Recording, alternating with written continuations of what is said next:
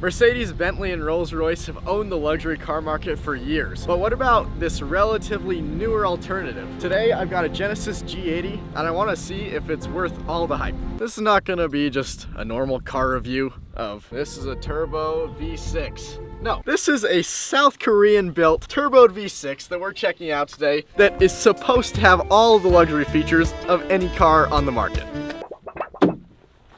In this Utah weather, the car gets dirty real easy. These chrome accents on the side that complement the headlights that are these two strips across. Very nice styling. And you can tell that Genesis took some hints from Lexus, really anyone with a big grille, to do this big, wide open, gaping grille in the front. This car has a pretty good angle on the sport back of this, and when you come behind, there's complementing taillights to the two-line headlights up front. Opening the trunk, there's quite a bit of trunk space, which is really good for a car this size. Before even starting the car, you're greeted in this spec with a two-tone dark brown, light brown leather with this wood across the whole dash. Turning the car on, not the best of starts, but we'll take it. One of the most unpopular things about this car is the crystal dial that you use to switch gears. I personally don't like it as well. I don't know anyone that likes it. The first thing you notice on this console is the climate control section.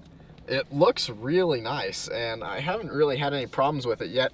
The dials spin nice, and you can adjust all the airflow in the front and the rear with the seat heaters and coolers, and it has steering wheel heating, which is a great feature. This dial is used to control the display screen up here, but it is also touchscreen, which I prefer. This screen has everything you're going to need for the car between settings, your climate control, music, and it even has CarPlay and Android Auto. These settings have just about everything you could ever imagine, and when you click setup, you have all of your driver settings here with driver assistance. That includes all these things listed: driving convenience, forward safety, all those things. But then you go to drive mode, and you can choose all these different things, adjust your cluster, and then going back out, you still get all these other settings. Going to sound, you could change it to however you choose. All of the materials in this car are very good, but there's a few things in here that make it feel not as luxurious as it could be. The layout of this is really nice. You've got this back storage compartment and then your cup holders right here. So the interior is quite nice. Really, we're here for driving the car, so let's get on the road. We're gonna take this car up and down a canyon to just see what it feels like. We're taking this G80 up a canyon to feel the full driving experience. Driving around town is pretty comfortable. You can notice the suspension is not top tier. Not sure what exactly the components are of that, but I don't think it really stands up to the luxury car standard.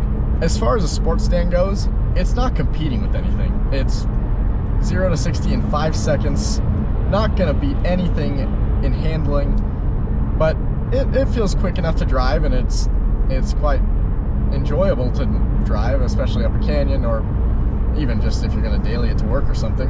The transmission is not the best in auto. It's comfortable enough, but to get any of the actual power, you need to use the paddles, especially in the automatic. When you accelerate, it feels like it holds the revs after you let off the gas fully. It takes a long time to bounce down the gears. For $62,000, I'm not sure where this really stands in the market. It is a great car overall, but it doesn't necessarily compete with the top tier S-Class and Rolls-Royce.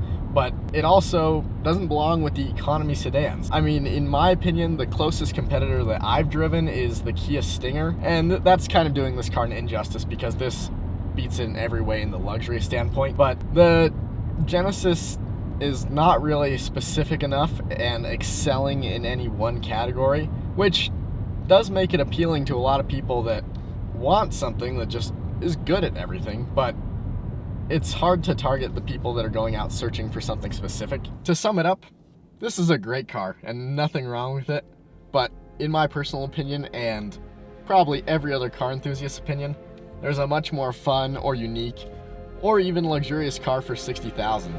But that's not the customer of this car. This car is for people that just want a nice, reliable car to drive every day.